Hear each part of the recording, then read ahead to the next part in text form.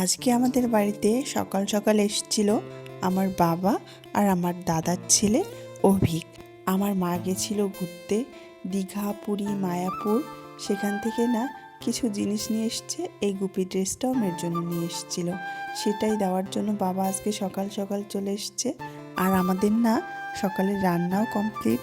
আর বাবা নিয়ে এসছে এই জিলিপি আর তিলের খাজা, এটা এখন আমরা খাবো, তারপর ভাত খাবো।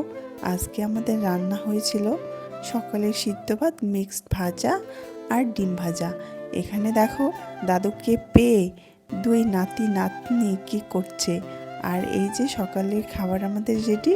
এখন আমরা যাচ্ছি ছাদে। ছাদে আমাদের বেশ রোদ আসে, এখন তো ঠান্ডার দিন, তাই আমরা ছাদেই বেশিরভাগ ভাত খাই। আমার হাজব্যান্ড পাঠিয়ে দিয়েছে মাছ।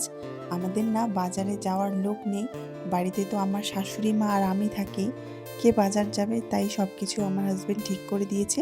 আমাদের যা যা লাগে আমরা ফোন করি, বাজার থেকেই পাঠিয়ে দেয়। আজকের দিনটা কিন্তু ছিল পৌষ সংক্রান্তি। যেহেতু আমরা নতুন বাড়িতে এসেছি, এবছর না আমরা ঠাকুরকে পিঠে দিতে পারিনি। নতুন বাড়িতে নাকি পিঠে বানানো যায় না। আজকে আমি দুপুরবেলা রান্না করব ফুলকপি আলু দিয়ে মাছের ঝোল আর বেগুন ভাজা। আজকে না বেশি কিছু রান্না করব না। আজকের রান্না একদম সিম্পল, মাছের ঝোল আর বেগুন ভাজা। কারণটা হচ্ছে আজকে আমাকে 3টে বাচ্চাকে সামলাতে হবে। আমার দুটো তো আছে, তার সঙ্গে আমার দাদার ছেলে, ও কিন্তু ভীষণ দুষ্টু।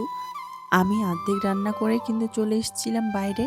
দেখো কি সুন্দর সুন্দর ফুল গাছ নিয়ে এসছে। ফুল কিন্তু আমার ভীষণ পছন্দের, তাই আমি অর্ধেক রান্না রেখে চলে এসেছি ফুল কিনতে। বেশ কিছু ফুল গাছ কিনে আমি চলে গেছিলাম ছাদে ফুল গাছগুলো রাখতে।